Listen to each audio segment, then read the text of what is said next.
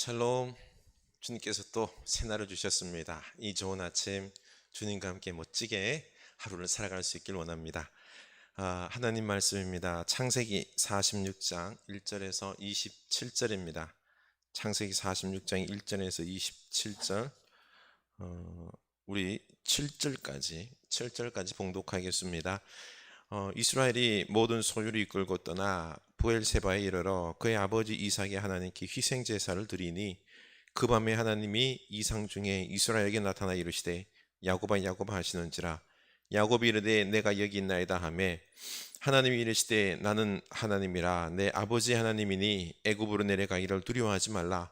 내가 거기서 너로 큰 민족을 이루게 하리라. 내가 너와 함께 애굽으로 내려가겠고 반드시 너를 인도하여 다시 올라올 것이며 요셉이 그의 손으로 내 눈을 감기리라 하셨더라.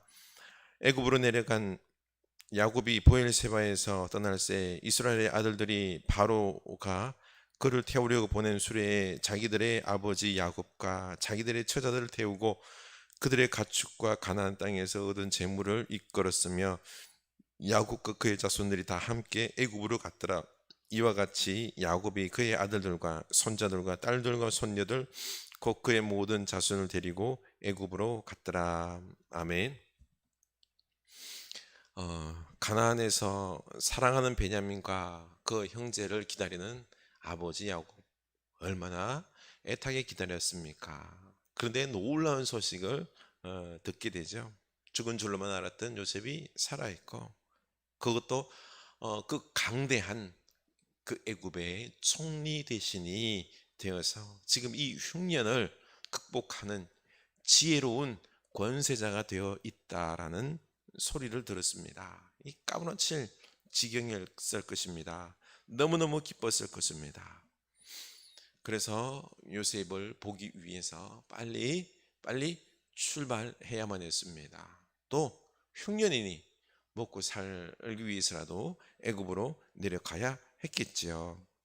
또 야곱의 직업은 목축이었기 때문에 이사하는 게 삶이었습니다. 그래서 속히 가족들을 데리고 출발했을 것입니다. 1절입니다. 이스라엘이 모든 소유를 이끌고 떠나 브엘세바에 이르러 그의 아버지 이삭의 하나님께 희생 제사를 드리니 그 밤에 하나님이 이상 중에 이스라엘에게 나타나 이르시되 야곱아 야곱아 하시는지라. 야곱이 이르되 내가 여기 있나이다 하매 야곱이 요셉을 만나러 간다는 마음에 기뻐서 출발했지만 가다 보니 여러 가지 생각이 들었을 것입니다. 하나님은 아브라함과 이삭과 야곱에게 약속하신 것이 바로 약속의 땅, 이 가나안을 떠나지 말라는 것입니다. 하나님께서 주신 땅은 이 가나안이지 애굽이 아닌 것입니다. 아브라함도 그 아버지 이삭도 이 애굽 쪽으로 내려갔다가 다시 올라왔습니다. 야곱도 형을 피해서 삼촌의 집 바다나람 그 하란 쪽으로 그 멀리 갔다가 다시 이 가나안으로 되돌아왔던 것입니다. 그런데 하나님께서 약속하신 이 가나안 땅을 두고 애굽으로 내려가는 것이 진정 하나님의 뜻인지 자꾸 마음의 갈등이 생겼을 것입니다. 이게 감정적으로 결정해서 될 것이 아니었습니다. 그래서 브엘세바에서 하나님께 제사를, 희생 제사를 드리고 있습니다. 3절에서도 하나님은 야곱에게 애굽으로 내려가기를 두려워하지 말라라고 말했던 것을 보면은 야곱은 애굽으로 내려가는 것이 두려웠던 것입니다. 요셉 보는 기쁨으로 선뜻 나섰지만은 그러나 그게 하나님의 뜻인지 마음이 편치 않았고 두려웠던 것입니다. 이렇게 우리는 뭔가를 큰 결정을 내릴 때 사실 마음이 많이 왔다 갔다 하지요. 그런데 감정적으로 결정해서도 안 됩니다. 또 일이 진행되는 곳이 흉년이고 애굽에 성공한 총리 아들이 있으니 그곳에 가면 땅도 주고 먹을 것도 주고 그리고 편안하게 살 수 있는 모든 여건이 주어져 있습니다. 하나님께서 준비해 준 것처럼 보일 수도 있습니다. 그런데 딱 하나 걸리는 게, 하나님이 절대로 하나님께서 약속하신 이 가나안 땅을 떠나지 말라는 그 명령, 이게 마음에 걸린 거죠. 그래서 하나님의 뜻이 어디에 있는지 희생 제사를 드리며 물어보고 싶었던 것입니다. 이렇게 우리는 중대한 결정을 할 때 하나님께 물어보고 결정해야 하는 것입니다. 그래서 중요한 시기, 하나님은 늘 이 야곱에게 나타났죠. 형 에서를 피해서 도망갈 때, 그때 돌베개에 베고 잘 때 베델에서 하나님이 먼저 찾아오셨습니다. 하나님은 찾아오셔서 말씀하시는 분입니다. 그래서 이번에는 거꾸로 이 야곱이 하나님께 희생 제사를 드리고 있죠, 그렇죠? 그래서 말씀을 의지하여 이 하나님의 희생 제사를 드릴 때 하나님의 음성을 들을 수 있었던 것입니다. 우리 결정할 때 어떻게 결정하고 있나요? 말씀을 따라 결정하고 있나요? 아니면은 흔히 돈이 될 것 같으니까, 이렇게 하면 성공할 것 같으니까 결정을 합니까? 아니면 또 이게 일반적으로 이렇게 신앙적으로 생각하면은 이럴 것이다 라고 하는 그런 일반적인 생각 속에서 혹시 결정하는 것은 아닙니까? 우리는 하나님께 기도하고 말씀하고 분별해서 결정해야 될 줄로 압니다. 우리 교회도 이곳으로 이전할 때에 여러 가지 나름대로 계획이 있었지만은 결국 기도하면서 길이 열리는 곳으로 결정을 내려서 이곳으로 이전을 했습니다. 어떻습니까? 돈과 성공을 따라서 움직입니까? 사람들이 이렇게 하니까 좋을 것 같아서 움직입니까? 일반적인 생각을 따릅니까? 하나님께 물어보고 결정하고 순종하는 인생이 될 수 있기를 원합니다. 보십시오. 야곱이 희생 제사를 드리고 밤에 누웠는데 하나님께서 찾아오셨습니다. 형을 피해서 도망갈 때 베델에서 찾아오신 하나님께서 이번에도 중요한 결정을 내릴 때 찾아오십니다. 그런데요, 중차대한 결정을 내릴 때는 하나님께서 찾아오셔서 말씀하십니다. 보십시오. 하나님은 말씀하신 하나님이십니다. 찾아오신 하나님이십니다. 그러니 더더욱 우리가 중요한 결정을 내릴 때에는 하나님께 귀를 기울이는, 말씀을 묵상하고 기도하며 듣고 분별하고 움직이는 우리가 되었으면 좋겠습니다. 3절입니다. 하나님이 이르시되 나는 하나님이라 내 아버지의 하나님이니 애굽으로 내려가기를 두려워하지 말라. 내가 거기서 너로 큰 민족을 이루게 하리라. 하나님은 야곱에게 말씀하죠. 애굽으로 내려가기를 두려워하지 말라. 애굽으로 내려가는 것이 내 뜻이다. 내가 너희를 애굽으로 보내는 이유가 바로 거기서 큰 민족을 이루게 하려 함이다 라고 말씀하십니다. 이렇게 말씀을 듣고 확신이 서니 그 마음에 이제 두려움이 사라지는 것입니다.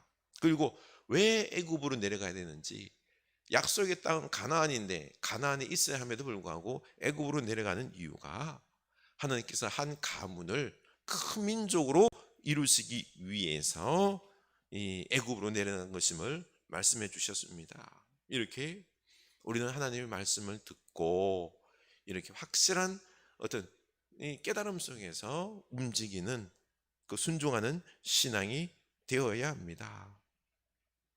그러면 우리는 이런 마음이 들 것입니다.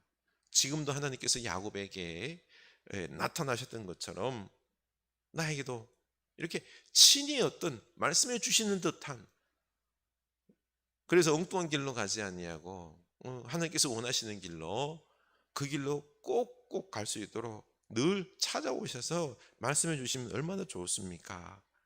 예? 이런 질문이 생길 것입니다. 그런데 염려하지 마십시오. 사실 하나님께서 야곱에게 직접 찾아오셔서 말씀하신 것은 두 번입니다. 베들에서 한 번, 그리고 지금 오늘 브엘세바에서 한 번.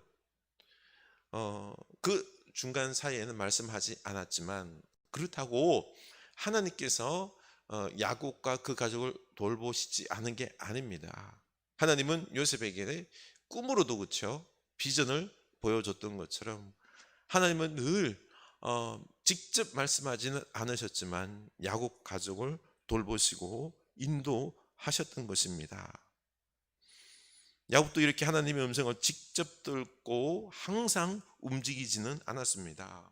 우리도 하나님께서 직접 말씀하시면 좋겠다는 생각을 내려놓으시고, 그것보다 중요한 이 하나님의 말씀인 성경을 우리에게 주셨기 때문에 우리는 그 말씀을 읽고 묵상하면서 성령의 감동을 따라서 이 분별한다 그러죠, 그렇죠? 하나님이 이것을 기뻐하실 것이다, 이 인도를 받을 수 있기를 원합니다.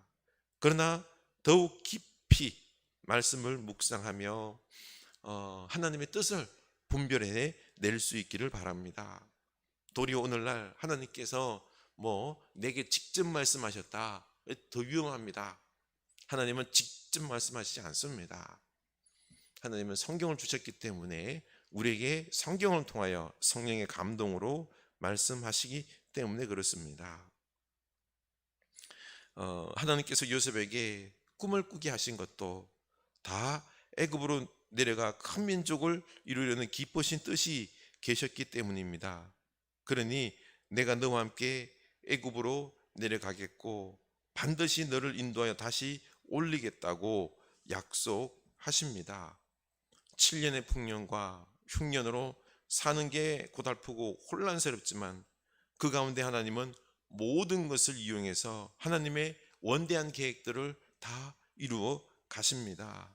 그러니 우리는 믿고 날마다 기도와 말씀으로 묻고 오늘을 감사와 열심으로 살면 되겠습니다. 이 코로나 혼란스럽습니다. 그렇죠? 앞이 깜깜하고 염려스러운 부분들, 하나님이 지금 내게 탁 나타나셔서 너의 가는 길이 네 길이다 라고 말씀하시면 얼마나 좋겠습니까? 그러나 하나님께서는 침묵하는 듯합니다. 그러나 하나님이 돌보시지 않은 것이 아닙니다. 하나님은 우리를 돌보십니다. 인도하십니다. 이 야곱과 요셉 그 가족에게 하나님께서 애굽으로 이끄셔서 큰 민족을 이루기 위하여 큰 계획을 두시고 이런 놀라운 그 길을 여셨던 것처럼 하나님도 이 코로나 혼란스럽지만은 분명히 새로운 패러다임과 새로운 역사 속에서 우리들의 교회와 이 세계를 이끌어 가실 것입니다. 그러니 우리는 하나님만 믿고 하나님께 기대어서 오늘 또 말씀을 묵상하며 분별해서 나아갈 수 있기를 원합니다.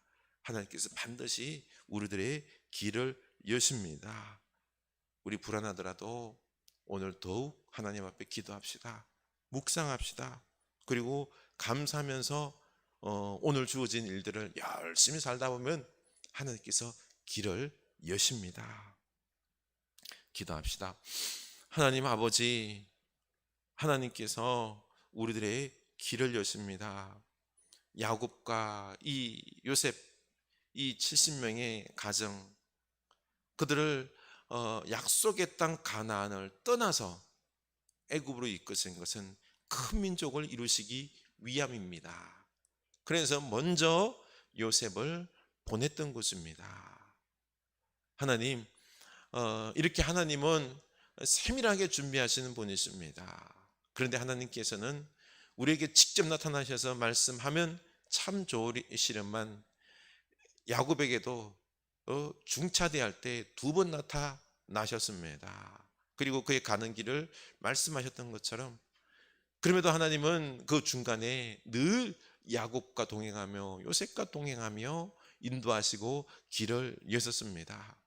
우리는 직접 하나님 말씀이 우리 귀에 들리지 않지만은 우리에게 주신 이 하나님 말씀을 묵상하면서 이게 하나님의 뜻으로 우리가 기쁨의 마음으로 잘 분별해서 감동받아서 우리가 움직일 수 있게 하여 주시옵소서. 이 코로나 때에도 답답합니다. 주님, 하나님께서 분명히 큰 뜻이겠습니다. 7년, 6년 그 가운데 속에서 하나님께서 큰 뜻을 다시금 일으키셨던 것처럼 우리에게도 놀라운 새 길을 하나님께서 큰 계획을 가지고 여실 줄로 믿사오니 우리가 하나님 믿고 묵묵히 오늘을 살아갈 수 있게 하옵소서. 그리고 우리가 늘 기도와 묵상으로 하나님의 뜻을 분별하며 나아가는 하루하루의 길이 되게 하여 주시옵소서.